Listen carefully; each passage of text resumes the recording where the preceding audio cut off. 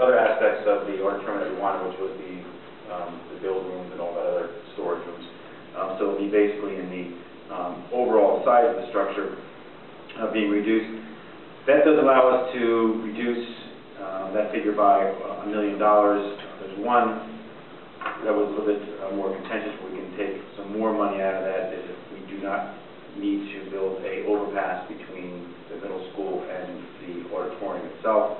Oddly enough, it's quite an expensive endeavor. However, the question is whether or not it is mandatory from a safety perspective, is whether or not we can manage that flow of students between middle school and the auditorium in a safe manner. If we decide we cannot, we will need to put in that overpass. The second is we looked at reducing the turf project behind the high school.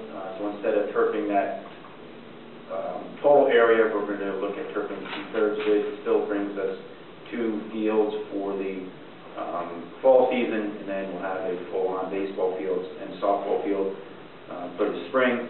That saves another $1.1 million.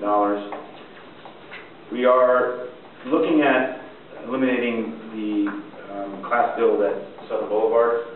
Before you jump over the table at me, realize that there is a method to the madness, and what Dr. LaSouza has proposed is we can move 2 special education classes from Southern Boulevard over to Milton Avenue School, with the additional classrooms at Milton as well as Lafayette. We'll basically have a net increase still of 6 classrooms, which allows us to meet the goals of the facility expansion.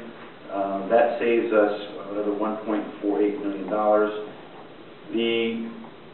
All of that in brings us back down to a rough $25 million figure. If we do not do the overpass, we can save another $1 million possibly.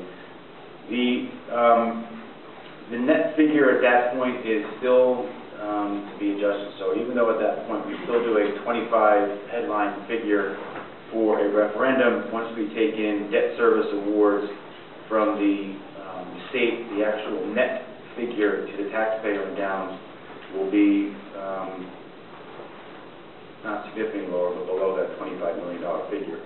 At $25 million on the average Chatham Township household, at a $763,000 valuation, it's less than $200 a year, and that'll be around, for the borough, for that same figure, around $178, somewhere in those